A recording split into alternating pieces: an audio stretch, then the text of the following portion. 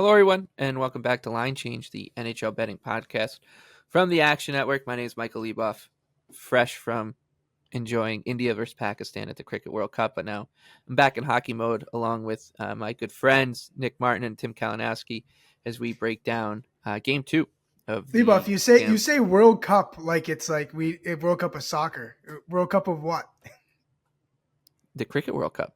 Okay, there you go. The only World Cup going on right now. This isn't some flimsy four-nation face-off coming your way in February. People are like, you at the IIHF? Like, like Division 3. Well, no, yeah, it was the Cricket World Cup here on Long Island, in the same park where the Islanders have their practice rink, but that's for another day.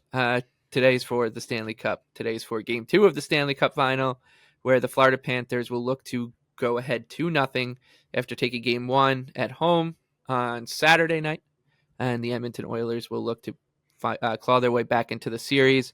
The odds for Game 2 are Florida sitting at minus 142 right now, Edmonton plus 118, total of 5.5 to win the cup, to lift the cup.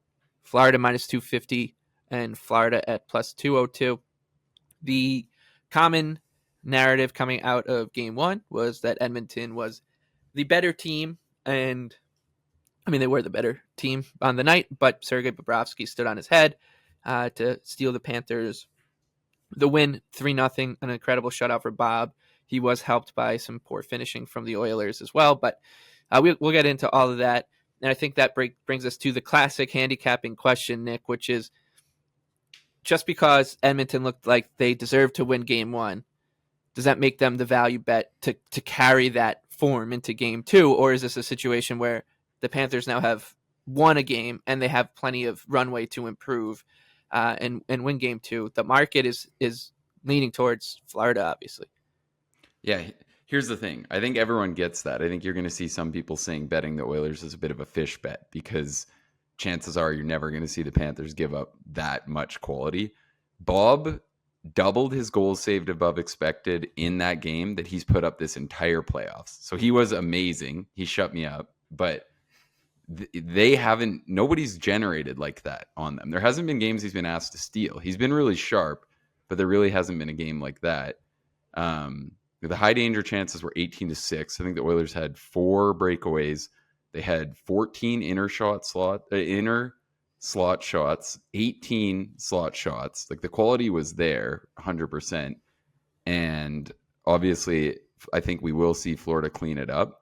But also, Edmonton's just been generating like that on everyone. And I think when you see them come out and put that up in Game 1, even Barkov, his analytics from that game were pretty horrible. I think they were maybe a little hard on them. And that's tough when you're in a game where your whole team gets caved in and you're the one who's most commonly being tasked with trying to shut these guys down. But I like the Oilers. And I think the big thing is we're talking about a team that's plus 120. It feels like when you're hearing people argue about this game, it makes it sound like you're talking about a game that's priced evenly. So for me, I think there's value with the Oilers. Yes, it's scary that Bob played that good, and he has that upside. He did that all last playoff, and I think we will see Florida play better. But I think there's too many questions going on with how much McDavid and them were able to generate on Barkov, on Forsling, all these guys. I don't know if that entirely turns around. I think we're going to at least see all those guys able to get quite a few quality looks again. So yeah, maybe part of it from the Florida side of things was the long layoff, but I just can't look away from how many quality chances they give up and who they were going to too. Like, it was a lot of the Oilers' top dogs had really good chances in that game. So I think it's just asking too much to change overnight for me to not take a chance on the Oilers at plus 120 here. I think that they're going to be able to generate their share of looks again. And the other thing is, I don't think either of Florida's goals were cheapies at all. Those were both obviously just complete breakdowns. Maybe we'll see the Oilers split up Nurse and Ceci again. I would think. Why would they do that? Yeah, it seems like at this point, that's the one thing Knobloch just has been weirdly hard-headed about, because, and the insane thing is, in his post-game interview, he discussed the analytics from the game and how that unit was highly positive. But it's funny to hear him say that, because the analytics all playoff long would actually tell you that that pairing has been a disaster too. Yeah. So it's kind of interesting to like hear him note that, but then think like, okay, well, if you've been looking at that, what is the excuse the rest of the time? So They might split them up. That would help the Oilers. I think they have options. I thought Desharnais was doing fine this playoff. So we'll see if they do. It almost sounded today. I shouldn't even say post game. That was today that interview took place. But it almost sounds like they might do it again, which is scary. But with that said, I still I think at this number, you take your chances with the Oilers. I have faith that they're not just going to get goalied again. If they keep generating like that, I think they'll be in with a pretty good shot. And I think the other thing to like too is it wasn't a bad game by Skinner. It sucks probably when you're him and you give up 2 on like whatever it was, 18 shots, and you just really didn't have a chance. And the first one too, right? I think it was the first one too. Yes, right. That's happened to him a lot as well. But I mean, I think it's good to note that I don't think they were bad. I think he will hopefully still feel confident after what's been a really good stretch. So yeah, I like the Oilers here. I think it's a good spot to just take a shot with the underdog. Yeah, to add on kind of what you were saying, it was your eyes definitely matched what the advanced numbers are saying. I mean, Bobrovsky, Money Puck has 5.6 goals saved above expected, which is absurd. That everyone's favorite on Twitter, like the deserve to win meter was 90% Edmonton Oilers. So just on top of all that, and then Nick, I saw you log Oilers, right after game 1, and plus 120 or 25, whatever you got it at. I still think plus 115 is even a good bet. I saw and I was like, I almost didn't even look at the game 2 line immediately after game 1 because I assumed it was going to adjust in Edmonton to giving love to Edmonton based on how they played. And it really did. Like, there was still great value on Edmonton there. So that's what I was a bit confused at. And I jumped on it. And then 2, I look at this kind of how that Florida New York Rangers game went. I think it was game 3, right? And Florida dominated, but the Rangers ended up winning. And we were having a conversation about what do you do handicapping wise to the next game when a team had dominated like that? You're like, is that a big enough sample size to do it? Well, in this case scenario, we get Edmonton at a plus 120 price. And the last time we were doing that, we were talking about Florida again at like minus 160. I feel much better about applying that in this situation when you're getting Edmonton at plus 120. So like you said, Nick, with the conversation we're having, the value in the number to me makes it a lot easier to not feel like a clown, right? Yep. Yeah, no, I'm in full agreement here as well. I like the Oilers. This is cheap-ish tout behavior to even bring up, but as you guys know, like I have a parlay from the Genesis Open when Hideki Matsuyama won 80-1, and I parlayed it with the Oilers because I'm a genius. And I've been thinking about how I'm going to handle it, and my game plan kind of was to see how game 1 went, and if the Oilers win, maybe take some money off the table at a better price. And this exact scenario is probably the worst possible situation for me because the Oilers played really well, but they didn't win. So I'm thinking in my head, I'm thinking, oh, this is great. Like the Oilers will, I should say this is terrible because the Oilers lost, but I'm still believing in them to win the series enough and get back in the series enough because they played well enough. But that's going into putting that aside. That's going into how I'm looking at this game is like they showed me the number sucks for you. Right. Like if I was in your situation, it's just one of those things. Like I feel like you're just giving some back at minus 140. Yeah. It's just like, it just sucks. So just hopefully they get a split. Right, exactly, and I'm fine with that. But I was encouraged by the performance, but of course deflated by the result. And I think, Tim, I was going to bring it up as well. The Rangers series actually is an interesting parallel here because you put the Panthers on the exact opposite side of the coin here, where they are the team that just got dominated and got bailed out by their Russian goalie. The only thing that is a little concerning when people are making that connection is that, as Nick said, like Skinner played fine, but they're the team. They don't. The goaltending here is a little. It still is a little concerning. And you're right. But I like the Oilers. You're right. But the bridge to get there is, again, we're having a minus 160 conversation. Yeah, no, you're right. Plus 120. Like that makes it so much easier to stomach. And also, like, it should be noted, the power play for the Oilers looked awesome. It looked so good. And that Panthers power play, like against the Rangers, against a power play that was better than the Oilers over the regular season, I believe, by numbers. or at least like they were on par with them, the Rangers power play never got going. Like that Panthers team had them figured out from the second the puck dropped in that series, and the Oilers were snapping it around, getting good looks, and just couldn't finish.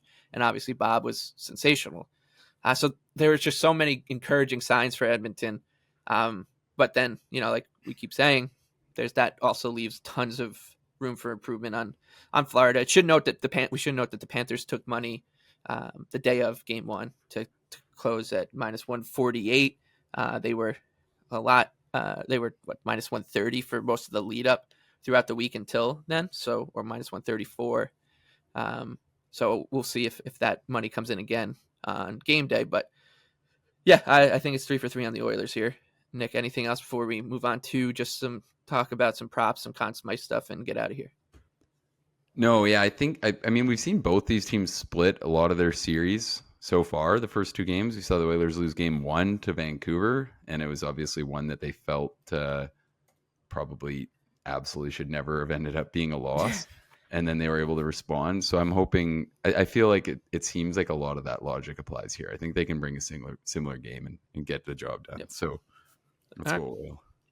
So hopefully the Oilers get that for us. Okay, let's talk about props. I'm going to rope the Conn Smythe conversation into this as well, because I do think that if you are, once again, still interested in betting the Oilers to win the series, you're getting a better number now that they're down 1-0. They're plus 202 to win it.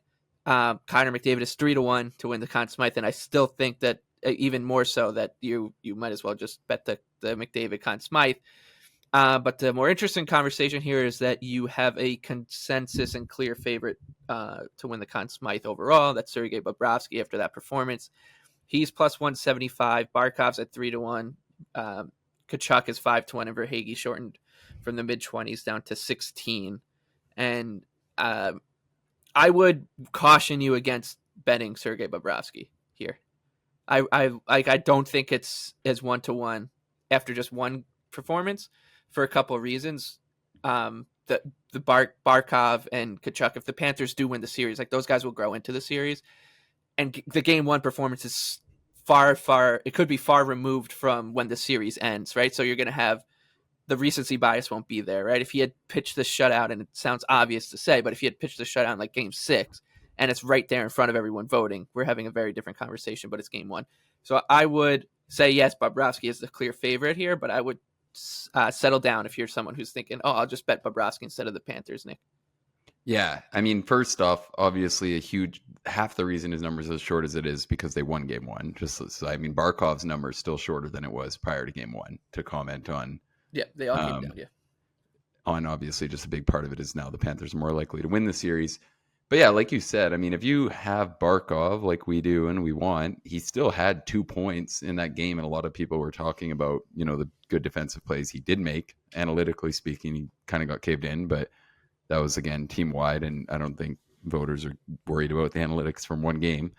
So I agree with you. It feels like a pretty huge overreaction. I'd probably rather take my chances seeing like how game 2 goes, how game 3 goes. I feel like there's a reasonable chance you end up being able to get the Bob number. Obviously, I'm not pumped with how that went because that's just the number one narrative in everyone's head right now. But it feels like maybe you're buying high. Hopefully so, at least. If he does that again, we're going to look like complete idiots. But we'll see. I feel like the numbers that are out there just too short to try that. So I think, if anything, I'm with you. I'd probably agree on McDavid, right? If you think the Oilers are going to win this game, get themselves back in the series. I think if you believed in the Oilers going in, nothing should change your mind too much right now. So, yeah, I think that the McDavid idea is not bad at all. Yeah, Leboff, I'm like you. I gave one piece of advice on Green Dot Daily, and I said, just don't bet. I had a game 1. I said, don't bet Bobrovsky to win the Conn Smythe. And, not age well over game 1, but I still think there's a scenario where we just look back on this and we're like, well, that was, one game. Of course, the odds are going to move. And even still, like, I'm in the same situation as you with the future, with Florida here. Like, I took a little bit of McDavid 2-1 Conn Smythe, and I might take a little piece more. I'm in the situation where it's like you should feel good about it because you're up 1 game love, but then it's like, the performance that the Oilers had, it's the avenue is definitely still there. And then I'll just add too, in terms of props for game 2, Draisaitl's score plus 185. Especially if we're leaning Oilers here, right? I think that's a great number on Draisaitl. 4 shots. Obviously, their power play was on it, but couldn't put it in. So I certainly think that's a look there. Yeah, and I still think you can get in on the fun of him to lead the series in scoring too, right? He's plus 650 now, so it wasn't like a big shift, only because the Panthers, they had 3 different goal scorers. Verhaeghe, Rodriguez, and Luosterainen got the empty netter. So it's not like he's got a ton of work to do to catch up. One big game from Leon, and the way that the Oilers are going, he's looks to be a fine shout to get that done. So I don't hate that at all. Yeah, for me, it's that's really it. Like I'll let that prop kind of serve as my anytime goal scorer for Draisaitl. I will note that for first goal scorers, Nick, you were talking about like Gustav Forsling being someone you want to back to be an anytime goal scorer. I'm looking down at guys like in his range, defensemen in his range. He's a little shorter than the other ones, but I think I'm going to end up on Matthias Ekholm to score the first goal. His numbers should be pretty decent, 50 to 1, just because the way that those guys have he's obviously going to be out there a lot of times with the big dogs, and the way that those guys have going, like they're sucking up so much attention and they're creating so much space for a late trailer, and the odds are likely that it's going to be Bouchard and not Ekholm that's finishing off a play, but he's shown some offensive chops. So I think at 50 to 1 for a fun punt, I like Ekholm as a first goal scorer. So I'm going to be on that. Yeah, I only bet these in the Stanley Cup playoffs when I made my line change debut last year during the Cup final, and you guys were talking first goal scorers. So that's the only time I have the stomach for it, Leboff. So I don't mind. That's the best. I don't mind those at all. You're talking to a Jan Ruda, successful first time goal scorer in the Stanley Cup final 2 years ago. He was 80 to 1. So you have like fun. 20 years to make up and go even on it. Yeah, exactly. Exactly. All right. Before we get out of here, real quick, if you had to pick a bet, I don't care if it's game 2 specific or looking ahead to the full series, a bet that you like the most, that you would hang your hat on the most here, Tim. I will go Draisaitl anytime goal scorer. Nick? I'm going Oil game 2. There you go. Okay. I will endorse both of those, obviously, in my own way. But to diversify, I'll say you should bet the Connor McDavid, Conn Smythe about now. So get in on that. Okay. That does it for this episode. That's game 2 done and dusted. We'll be back recording. Probably there's 2 days off between game 2 and game 3 because, why not? So we'll probably catch back up with one another on June 11th. That's Tuesday, and have something in the holster for June 12th and before game 3 on June 13th in Edmonton. Yeah, we'll see you 4th. We'll see you 4th of July. Yeah. Oh God, it's so good. Yeah, and that'll do it. So for Nick and Tim, I'm Michael. Thank you to you for listening. Thank you to our producer Noah for all the hard work on the back end. Be sure to check out Wonder Goal, our soccer betting podcast, which I co-host with BJ Cunningham as we're getting into Euro 2024.